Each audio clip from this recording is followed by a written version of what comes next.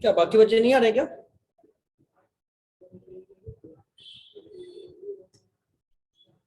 Hello sir message किया है उनको। अच्छा ठीक, तो कोई डाउट है तो पूछो।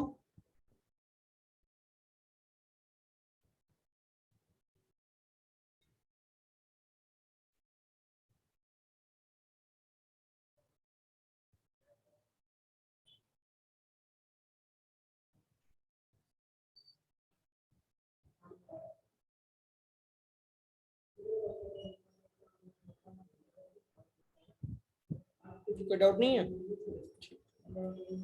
क्या किया था अपने लास्ट टाइम में?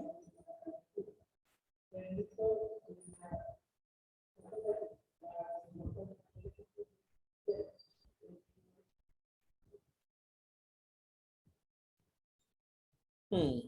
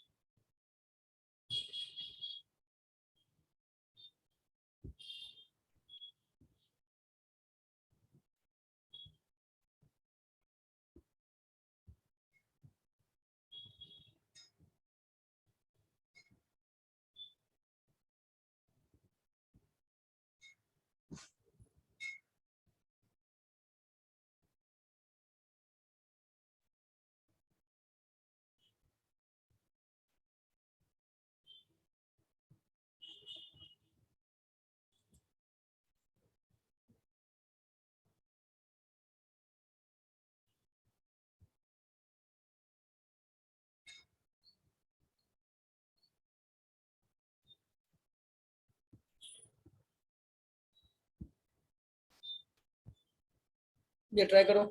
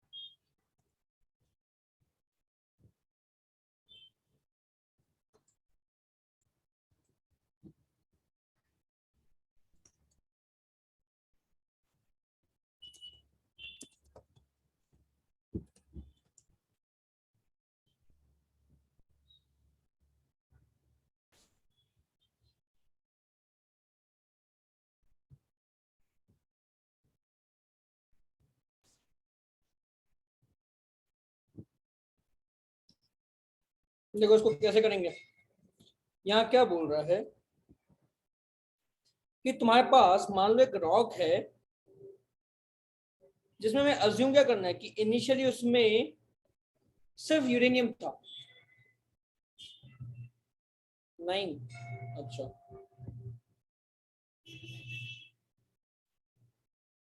इनिशियली तुम्हारा ओनली यूरेनियम है उसमें, करेक्ट।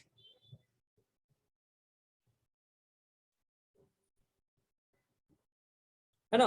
बाद में क्या हुआ तुम्हारा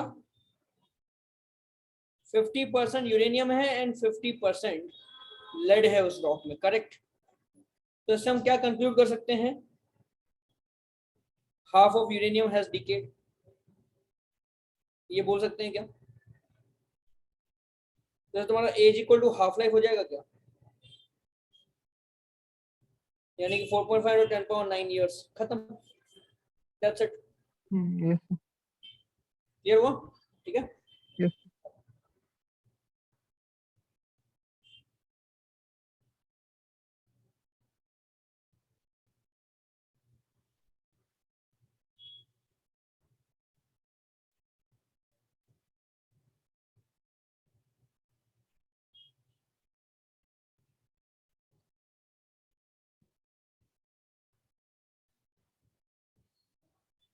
ये बताओ भाई।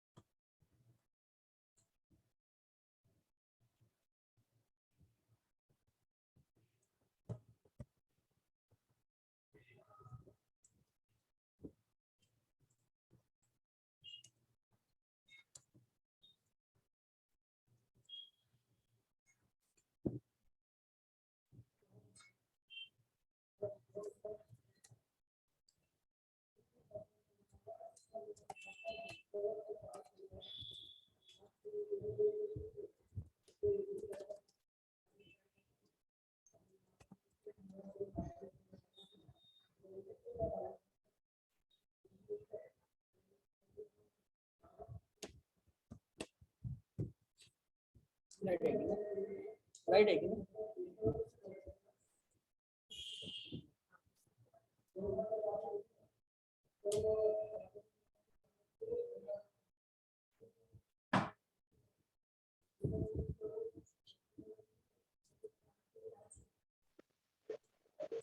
Sir, ln 3/2 by ln 2 into 5,730 years. ln ln 3/2 hmm by ln 2 hmm into 5,730 years. देखते हैं।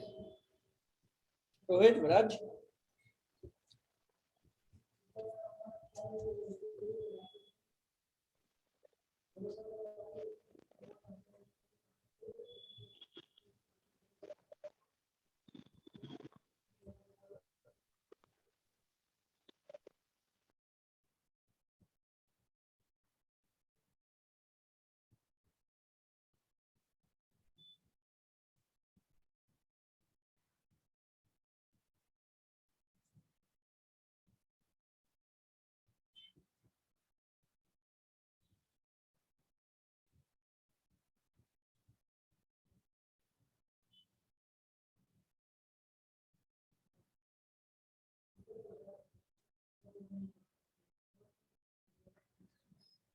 देखो यहाँ पे क्या हो रहा है। हाँ सर, यही है। देखो इक्वल मासेस हैं, दोनों सैंपल्स इक्वल मासेस वाले हैं, मतलब जब वो दोनों अलाइव थे तो इनिशियली दोनों में कार्बन 14 सेम अमाउंट का था क्या? हाँ सर। सेम इनिशियल मास मतलब सेम इनिशियल एक्टिविटी ले लो, करेक्ट? तो तुम्हारा A1 कितना होगा, A naught e power minus lambda T1, और A2 कितना होगा, A naught e power minus lambda T2। T2। A naught दोनों में सेम है, ठीक है। और तुम्हारा जो A1 है वो 2100 है, A2 कितना है, 1400 है ना, ये 2100 है, ये 1400 है, तो A1 बाई A2 मुझे कितना आया, e power lambda T2 minus T1 is equal to कितना होगा, 2/3। 100 बाय 1400। तो यहाँ से कितना है तुम्हारा, lambda times T2 minus T1 कितना हुआ, ये तुम्हारा आ रहा है 3/2, राइट? और लैम्डा तुम्हारा कितना होता है, ln2 by T half, right, very good. तो T2 माइनस T1 मेरे पास आ गया ln3/2 divide by ln2 into 5730, शाबाश।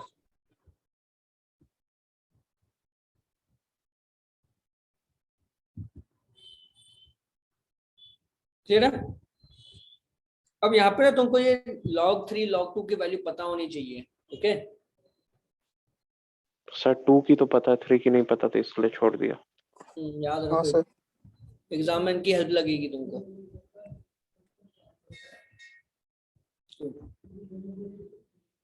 समझ गए कार्बन डेटिंग वाला एज वाला क्वेश्चन कैसे आता है?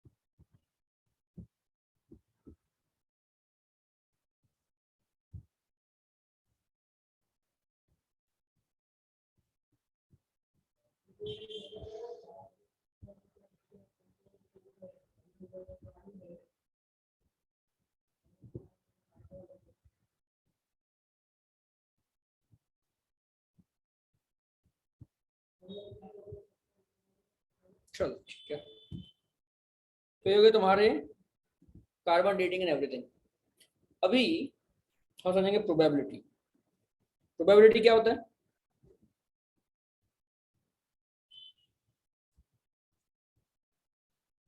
पहले देखो, मान लो तुम्हारे टोटल न्यूक्लियर कितने हैं? सर टोटल में से कितने चांसेस हो सकते हैं, वो कंडीशन है करने के। अभी after time t number of nuclear decade कितने हो गए? नंबर ऑफ न्यूक्लियर एक्टिव कितने हैं? n not e power minus lambda t। और नंबर ऑफ न्यूक्लियर डिकेड कितने हो गए? n माइनस एन नॉट, यानी कि n naught 1 minus e power minus lambda t, है कि नहीं? तो प्रोबेबिलिटी क्या है of decay in time t कितना होगा?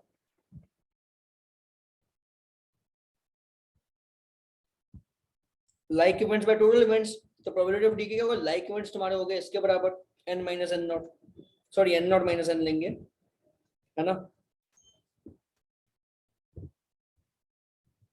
तो n not minus n by n naught, तुमको क्या मिलेगा, 1 minus e power minus lambda t।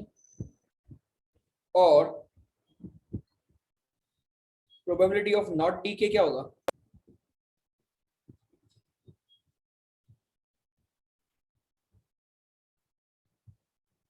n by n naught, यानी कि e power minus lambda t। कोई डाउट इसमें? ये समझ में आया? Yes sir. ठीक है, और एक क्वेश्चन करते हैं।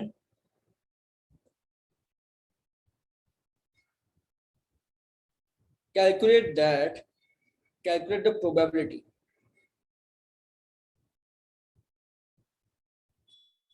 that a nucleus decays between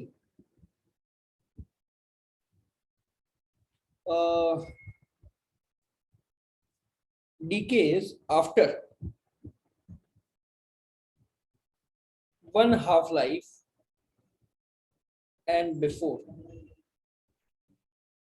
two half lives. मतलब टी हाफ से टू टी हाफ के बीच में डीके होना चाहिए।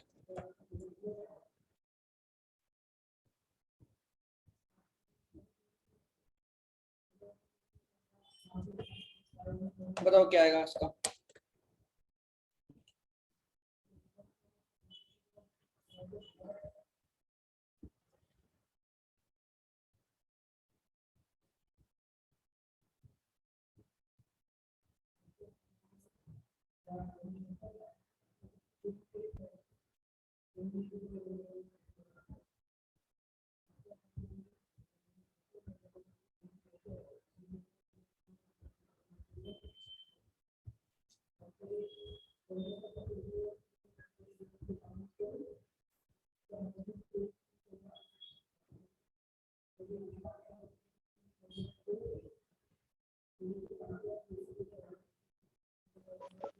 सर 50% है क्या?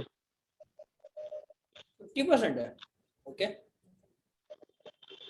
सर क्योंकि टी हाफ से लेके सेकंड टी हाफ बोल रहा। नहीं, गलत है।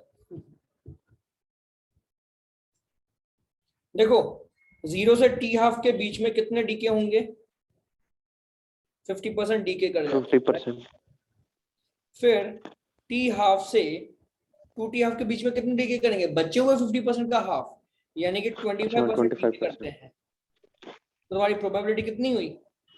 75। 5% या फिर 0.25। आया समझ में? अच्छा यस सर। आसान है। Yes sir. ठीक है,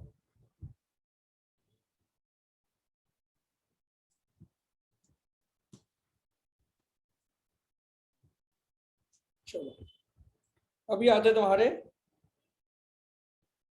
पैरेलल रेडियो एक्टिविटी। पैरेलल मतलब क्या? कि तो जो न्यूक्लियस है, मान लो X, वो Y में भी कन्वर्ट हो सकता है, Z में भी कन्वर्ट हो सकता है। दोनों न्यूक्लियर डीके का कांस्टेंट है अल्फा, लैम्डा 1 और लैम्डा 2। मान लो यहाँ पे अल्फा डीके, यहाँ पे बीटा डीके।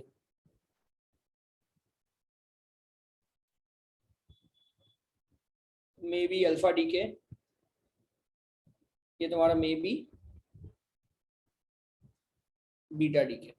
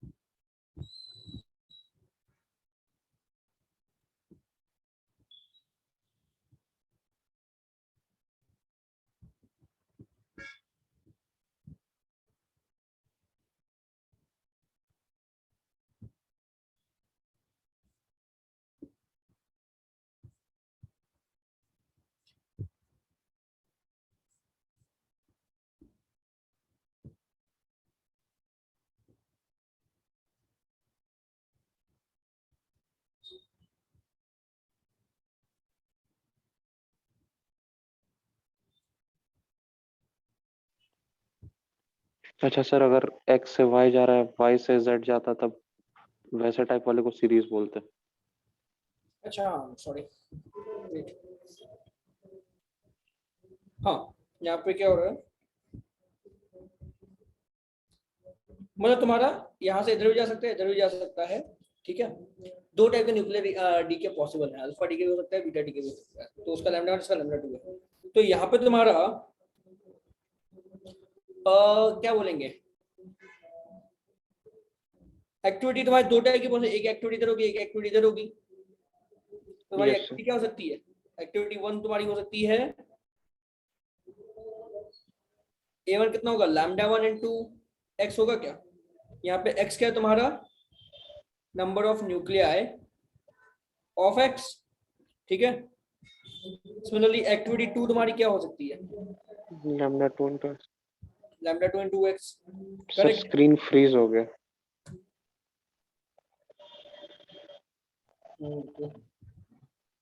आया, ठीक है। तो एक्टिविटी 1 हो गई, एक्टिविटी 2 हो गई। अब यहाँ पे देखो, तो तुम्हारा मैं dx बाई dt क्या लिख सकता हूँ, minus lambda 1 x minus lambda 2 x लिख सकता हूँ। यस। तो कितना होगा, minus of lambda 1 plus lambda 2 x। तो देखो एक साथ आ गया, मतलब तुम्हारा क्या हो गया, लैम्डा 1 प्लस लैम्डा 2 इक्वल तुम्हारा लैम्डा इफेक्टिव हो गया, correct, equal to minus lambda effective into x। कोई डाउट इसमें, no sir. dx by dt equal to minus lambda x, ये तो तुम्हारा रेडियो एक्टिव का इक्वेशन होता है, तो तुम्हारा लैम्डा इफेक्टिव हो गया, राइट। अब अच्छा सर, पैरेलल में अगर जैसे ये तो 2 के लिए था, अगर 4 में स्प्लिट होता तब भी यही होता। तब भी यही बनेगा, ठीक है। और तुम्हारा dy by dt कितना होगा, लैम्डा 1x। देखो जितने x तुम्हारे डिसइंटीग्रेट होंगे उतने ही तो y बनेंगे, जितने x इस पाथ से डिसइंटीग्रेट होंगे उतने y बनेंगे। तुम्हारा dy by dt equal to lambda 1x होगा, और dz by dt कितना होगा, लैम्डा 2x। कितने z बनेंगे, इसके बराबर, y कितने बनेंगे, इसके बराबर। आया समझ में, हाँ सर। ठीक है। ये तुम्हारा पैरेलल डीके हो गया। फिर आता है तुम्हारा सीरीज डीके। सीरीज डीके में तुम्हारा क्या होता है, x converts to y, y converts to z, दोनों, मतलब ये भी रेडियो एक्टिव है, समझे। तो यहाँ लैम्डा 1 है, मान लो यहाँ पे लैम्डा 2 है, राइट। तो यहाँ से तुम्हारा dx by dt कितना होगा, माइनस लैम्डा 1x होगा, ओके।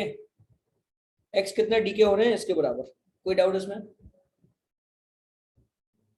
No sir. अब तुम्हारा dy by dt कितना होगा, जितने x डीके होंगे उतने y बनेंगे, तो ये लैम्डा 2।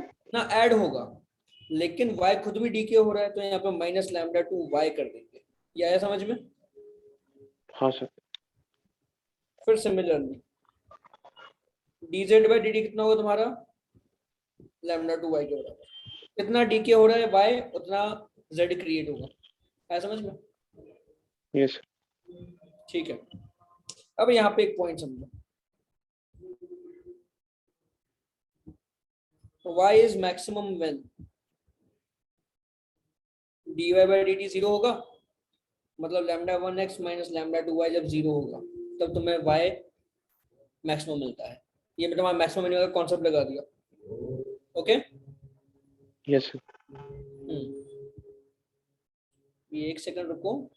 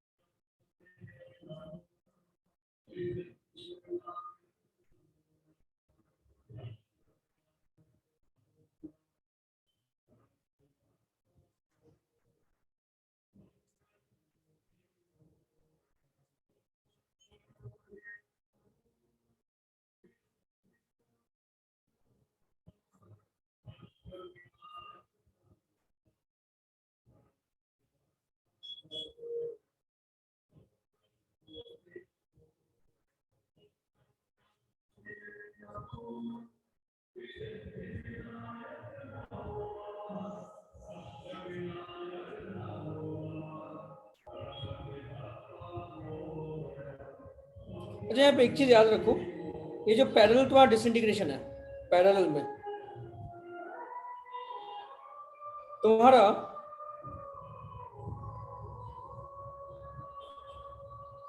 y बाय z का रेशियो अगर मैं निकालूं तो कितना मिलेगा मुझे? सर 1:1। dy by dz? नहीं, यानी कि dy by dt divide by dz by dt, ऐसा लिख सकते हैं क्या? y by z equal to dy by dz, ठीक है? हाँ सर। तो तुम्हारा कितना आएगा? Lambda 1 x by lambda 2 x, यानी कि लैम्डा 1 बाय लैम्डा 2। आया समझ में? पैरेलल में इन दोनों का रेशियो हमेशा लैम्डा 1 बाय लैम्डा 2 के बराबर रहेगा, ठीक है? Yes sir.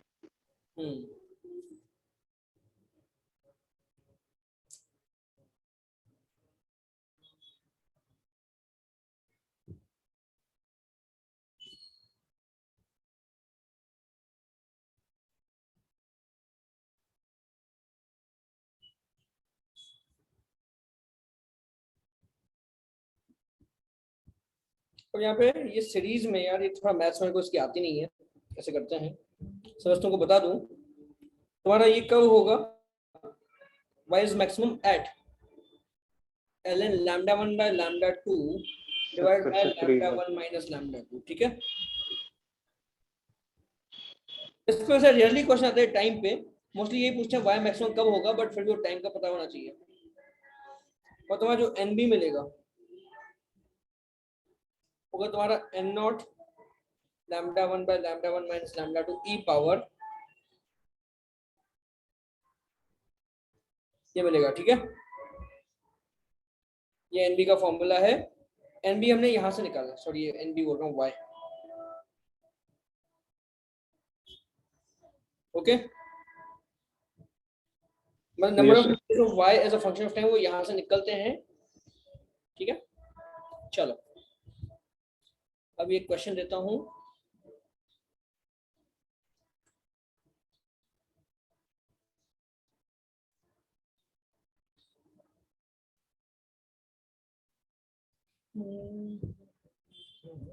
x तुम्हारा कन्वर्ट हो रहा है y में सर और फिर z, से फ्रीज। ठीक है? क्या? सर फ्रीज है। अच्छा, ये दिखा क्या? हाँ ये वाला दिख गया। ठीक है, ये तुम्हारा x है, मान लो लैम्डा 1, y है तुम्हारा इसका, सॉरी x2 y लैम्डा 1 है, x2 z लैम्डा 2। अभी initial number of nuclei of x is n naught. Calculate number of y and z when x becomes half. बताओ।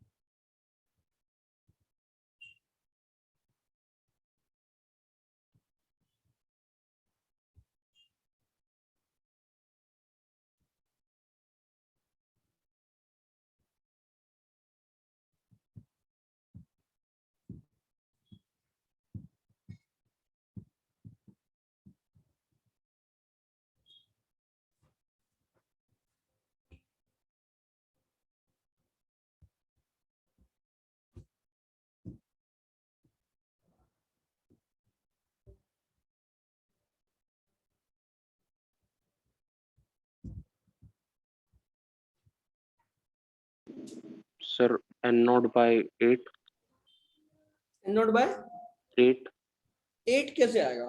मैं यहाँ पे एक भी नंबर लिखा नहीं है, तो 8 के एग्जैक्टली कैसे मिल सकता है? सर वो हाफ हुआ ना। x तुम्हारा हाफ हो गया, तो y और z उस समय कितने होंगे? n naught by 4 n naught by 4 अभी मैंने बोला बराबर तो हो ही नहीं सकते।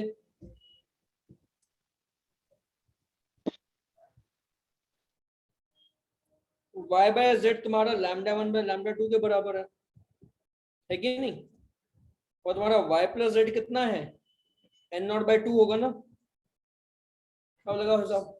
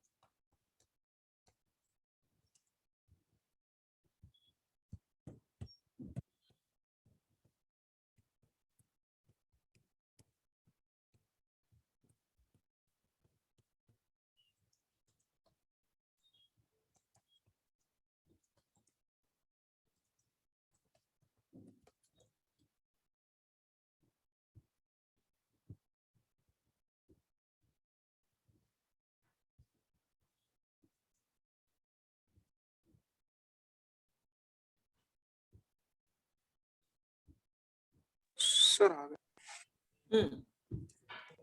सर। जेड होगा sir lambda 2 n naught by 2 lambda 1 plus lambda 2। क्या y? Sir z z hmm sir lambda 2 n naught upon 2 lambda 1 plus lambda 2। या सर स्क्रीन फ्रीज हो गई। हम्म या सर 2 लैम्डा 1 और प्लस लैम्डा 2।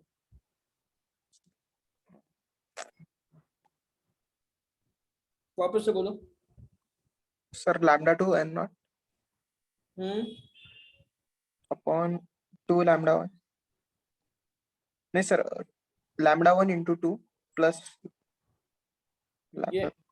हाँ अच्छा, देखिए तो तुम्हारा z निकालूंगा, y कितना है तुम्हारा? सर लैम्डा वाई में सिर्फ लैम्डा 1 और लैम्डा 2 इंटरचेंज है।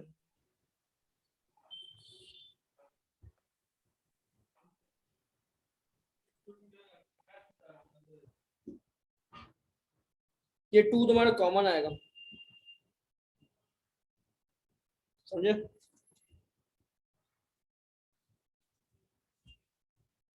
ऐसे मिस्टेक्स मत करो।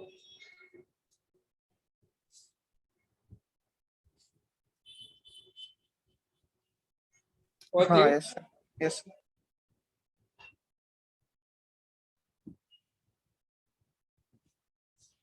ठीक है, आयुष क्लियर हुआ? हाँ सर। ओके, चलो एक क्वेश्चन करते हैं।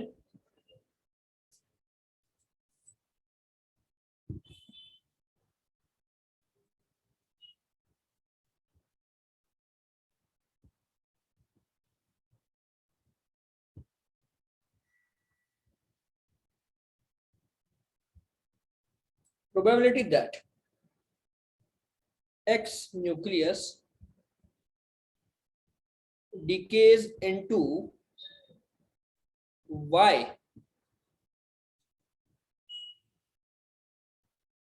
after first half life, मतलब t हाफ से इंफिनिटी के बीच में तुम्हारा x जो न्यूक्लियस हो y में डीके होगा, उसकी प्रोबेबिलिटी क्या है?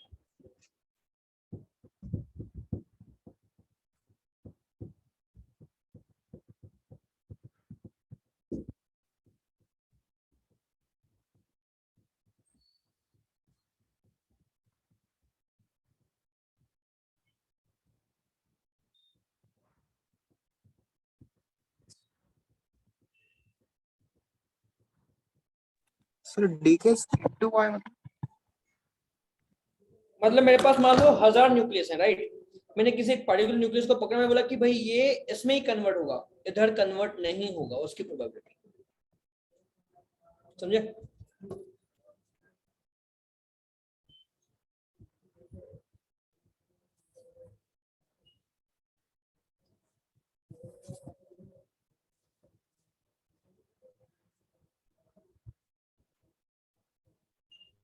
सर 25%। नहीं, अगेन आयुष, ये तुम्हारा डिपेंड करता है लैम्डा 1 लैम्डा 2 पर, तुम सीधे 25% नहीं बोल सकते हो। और वो मैंने बोला स्पेसिफिक वो वाई में डी क्या होना चाहिए।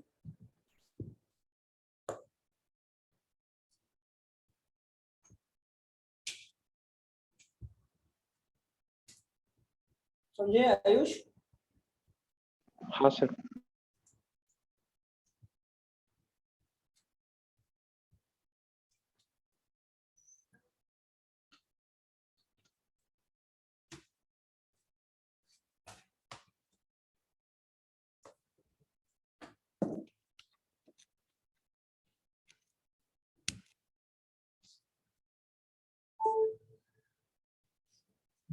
देखो, पहली बात तो प्रोबेबिलिटी क्या है ऑफ डीके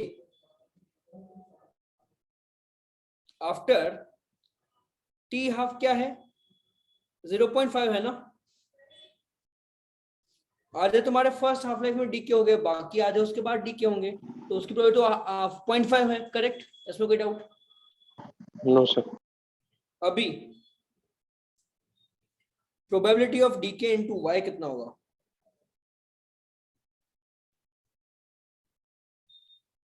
वो कितना होगा तुम्हारा? y by Y plus Z,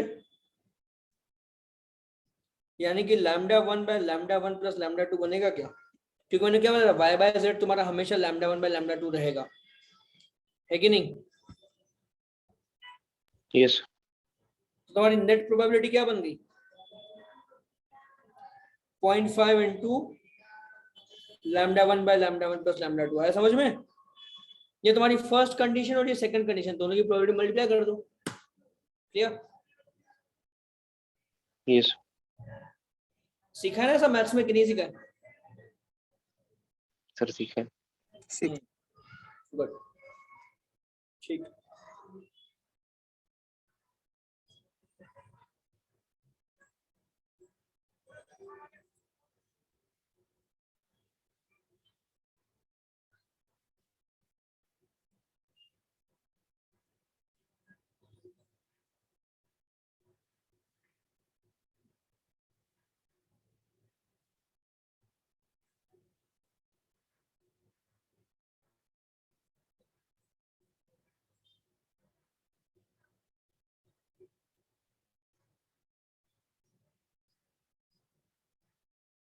और कौन से यार?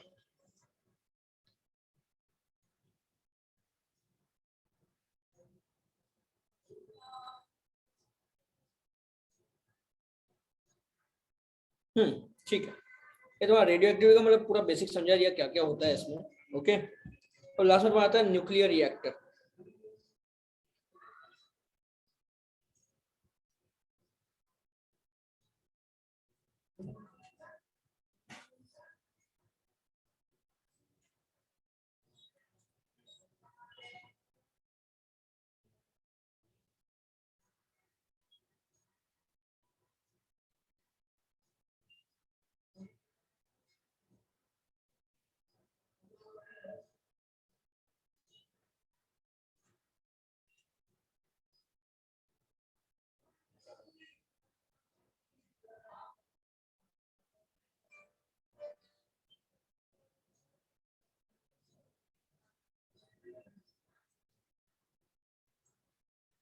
अच्छा रुको, न्यूक्लियर रिएक्टर देखो तुम्हारा क्या होता है basically.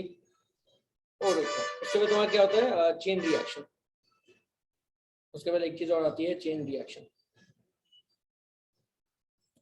What is chain reaction? Chain reaction तो ये होता है कि भाई एक न्यूक्लियर रिएक्शन की वजह से दूसरा न्यूक्लियर रिएक्शन हो रहा है। समझे कैसे? मान लो तुम्हारा एक न्यूट्रॉन है, वो आके एक यूरेनियम से कोलाइड किया, तो वहां से क्या निकला?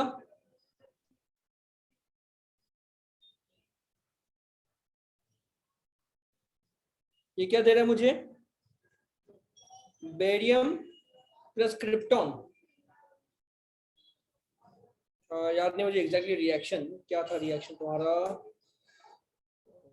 Okay.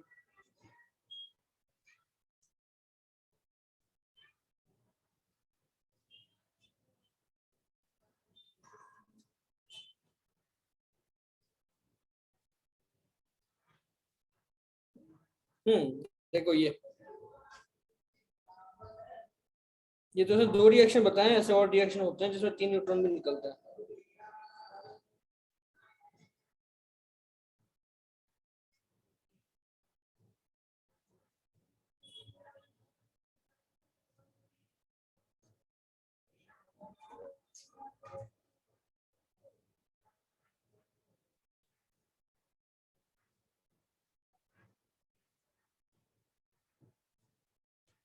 तो मान लो यहाँ पे तुम्हारा बैरियम प्लस क्रिप्टॉन बना प्लस 2 न्यूट्रॉन बने, राइट?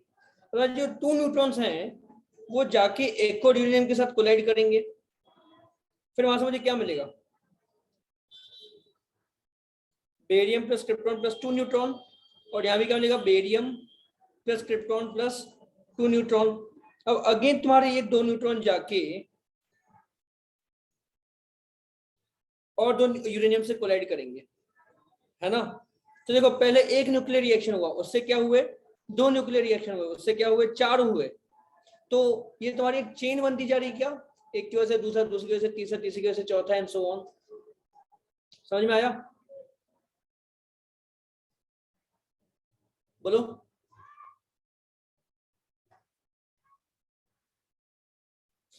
बच्चों, हेलो, यस सर। ये समझ में आया चेन रिएक्शन क्या होता है? सर एक बार फिर से थोड़ा बताइएगा। सर वो मेरा रिचार्ज खत्म हो गया था तो रिचार्ज कर रहे थे। और बाकी दोनों को? सर मैं तो मीटिंग में नहीं था पिछले 3-4 मिनट से। हाँ रोहित, विराज, तुम दोनों को आया समझ में?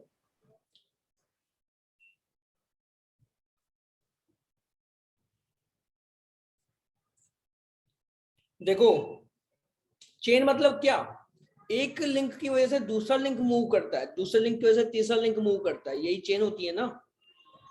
तो चेन रिएक्शन क्या होता है कि तुमने फिशन। एक न्यूक्लियर रिएक्शन करवाया, उसकी वजह से आगे न्यूक्लियर रिएक्शन अपने आप होने लग गए, तो होता है चेन रिएक्शन। समझ में आया? Yes sir. जैसे मैंने पहला न्यूक्लियर रिएक्शन करवाया तो उसमें से 2 न्यूट्रॉन निकले, ये 2 न्यूट्रॉन जाके 2 और यूरेनियम से कोलाइड करेंगे, तो वहां से 2 न्यूट्रॉन और बनेंगे, तो वो जाके और यूरेनियम से कोलाइड करेंगे। तो मैंने एक रिएक्शन करवाया, इस एक की वजह से 2 रिएक्शन हुए, उन 2 की वजह से 4 रिएक्शन हुए, तो लिंक आगे बढ़ता जा रहा है ना? Yes sir. Right? This is example of chain reaction. Okay, अब तुम्हारा यहाँ पे 2 आते हैं, uncontrolled chain reaction,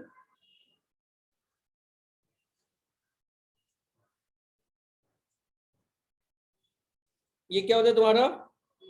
if number of reactions multiply at every stage। जैसे यहाँ पे तुम्हारा क्या हो रहा है, पहले एक था, एक से 2 बने, 2 से फिर 4 बने, तो हर एक स्टेज पे 2 का फैक्टर मल्टीप्लाई हो रहा है क्या? हाँ सर। तो ये तुम्हारा अनकंट्रोल है, क्योंकि इवेंचुअली क्या होगा, 2 की पावर n, है ना? 2 का 4, 4 का 8, 8 का 16, 16 का 32, 32 का 64, 64 का 128, तो इवेंचुअली 1000 में पहुंच जाओगे, फिर 10,000 में पहुंच जाओगे, फिर 1 लाख पे पहुंच जाओगे, तो बहुत फास्ट भागेगा ना ये, तो ये आउट ऑफ कंट्रोल चले जाता है, इसको बोलते हैं हम अनकंट्रोल चेन रिएक्शन। तो तुम्हारा कंट्रोल चेन रिएक्शन क्या होता है?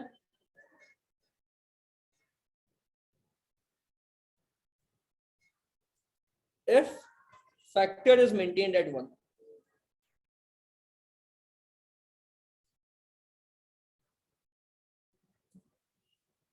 so that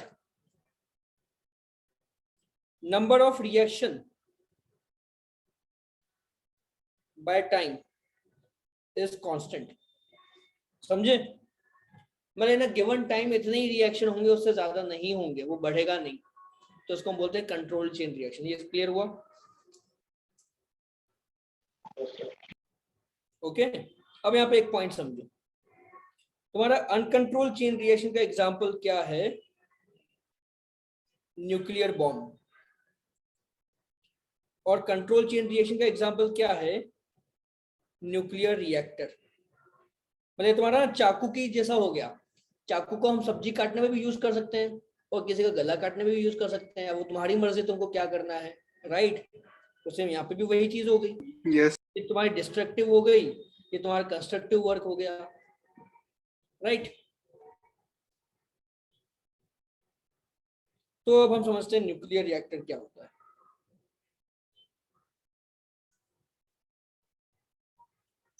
देखो न्यूक्लियर रिएक्टर हम पहली बात तो क्या कर रहे हैं, कंट्रोल चेन रिएक्शन चला रहे हैं, राइट? तो कंट्रोल करने के लिए हमको क्या चाहिए? To control we should absorb some neutrons.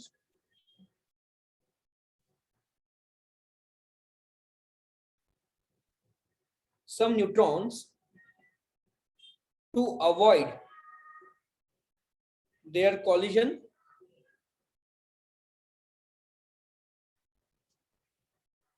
with uranium. ठीक है?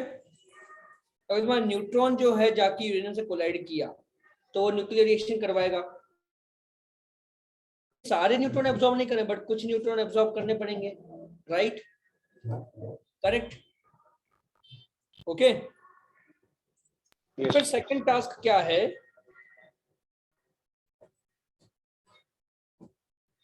तो तुम्हारे मेन कंपोनेंट क्या होते हैं न्यूक्लियर रिएक्टर के? 3 main components of nuclear reactor. पहला तो तुम्हारा क्या होगा? Fuel rod. Fuel rod basically क्या हुआ? यूरेनियम रॉड्स हुई है, जो कि मेन तुम्हारा न्यूक्लियर रिएक्शन करेंगे, राइट? ओके सेकंड तुमको चाहिए कंट्रोल रॉड्स। कंट्रोल रॉड्स क्या है तुम्हारा? Absorb neutrons. ठीक है, देखो न्यूट्रॉन एब्जॉर्ब करोगे तो तुम्हारा न्यूक्लियर रिएक्शन कंट्रोल में रहेगा, राइट? नहीं तो आउट ऑफ कंट्रोल चले जाएगा। ये समझ में आया? Yes sir.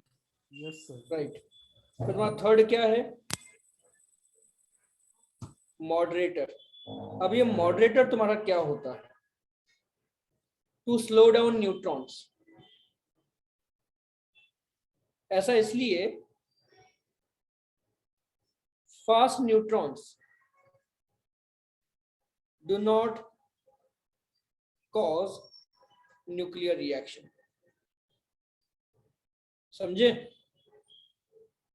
मैं जो Yes, sir. न्यूक्लियर रिएक्शन हो रहा है ना यहाँ पे, ये किसकी वजह से हो रहा है? स्लो न्यूट्रॉन की वजह से होगा। किसकी वजह से? Slow neutron. Slow neutron. तो अगर फास्ट होगा तो वो न्यूक्लियर रिएक्शन नहीं कर पाएगा, इसलिए हमको क्या चाहिए? मॉडरेटर चाहिए। तो किसका बना होता है तुम्हारा? वन बाय वन समझते जाओ। तुम्हारा फ्यूल रॉड तो बेसिकली यूरेनियम का ही बना होता है। और कंट्रोल रॉड बनी होती है, वो होती है ग्रेफाइट की। किसकी? ग्रेफाइट, है ना? और ये तुम्हारा मॉडरेटर होता है हैवी वाटर। हैवी वाटर मतलब H2O ही है, लेकिन उसमें जो हाइड्रोजन एटम है ना, हाइड्रोजन एटम तुम्हारा इस केस में क्या होता है? ये रहता है उसका आइसोटोप रहता है, ठीक है? ड्यूटोरियम। ड्यूटेरियम।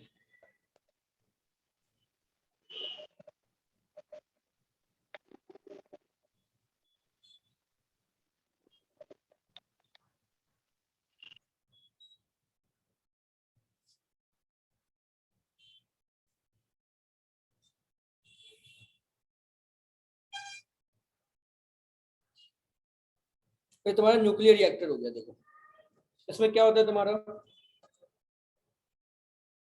ये तुम्हारा रिएक्टर कोर बोलते हैं इसको, क्या बोलते हैं, रिएक्टर कोर।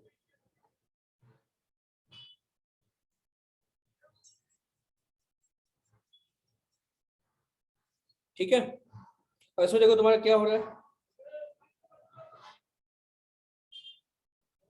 ये तुम्हारी फ्यूल रॉड्स है, यानी कि यूरेनियम की रॉड्स होगी। अब एक कंट्रोल रॉड्स हम यहाँ पे बीच में डालते हैं, सो दैट क्या होगा, नंबर ऑफ न्यूट्रॉन्स तुम्हारे कम हो जाएंगे। तो तुम्हारे यहाँ पे हैवी वाटर रहता है, हैवी वाटर का काम क्या है, न्यूट्रॉन्स को स्लो डाउन करना, राइट, मॉडरेटर। फिर तुम्हारा ना एक और साइकिल चलती है पानी की, ये पानी क्या जाता है तुम्हारे यहाँ से रिएक्टर के थ्रू पास होकर निकलता है, तो उससे क्या होगा, वो स्टीम में कन्वर्ट होगा। ठीक है, यहाँ से पानी गर्म होकर बाहर निकलेगा। अब ये गर्म पानी जो ना यहाँ पे दूसरे पानी को हीट करता है, वो दूसरा पानी तुम्हारा पे स्टीम बन के निकलेगा। ठीक है, तो पानी की दो साइकिल चलती है, एक पानी की साइकिल यहाँ पे चलेगी, दूसरी पानी की साइकिल यहाँ पे चलेगी। क्या है समझ में? यस। ठीक है, तो ये होगा तुम्हारा न्यूक्लियर रिएक्टर।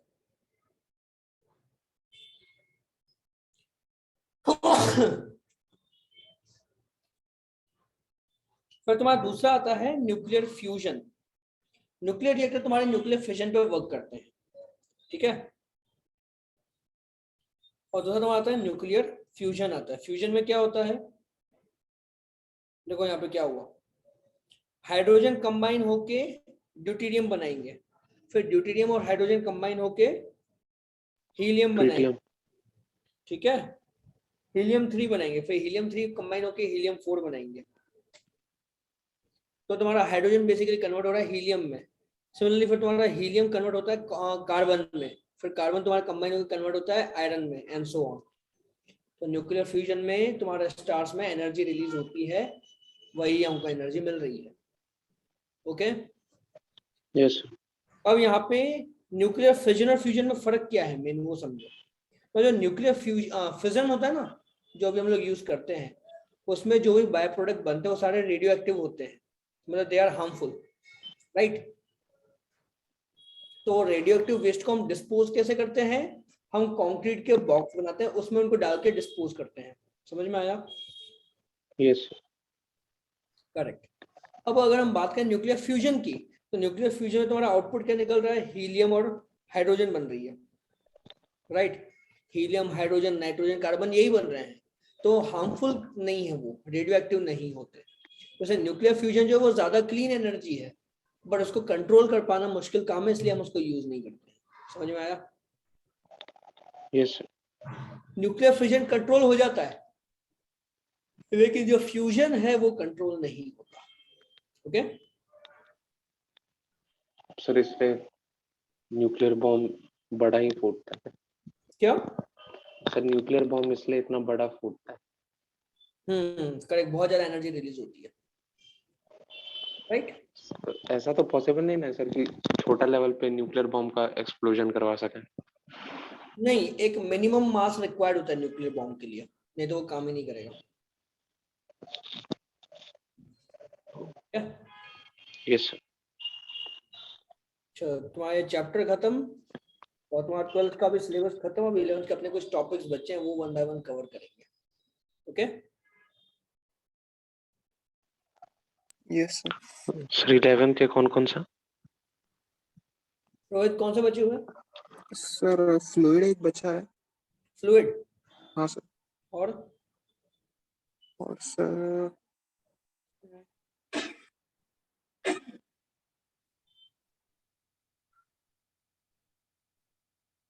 फ्लूइड, हाँ सर एक वही बचा। ग्रेविटेशन हो गया? ग्रेविटेशन सर हमने कर लिया था।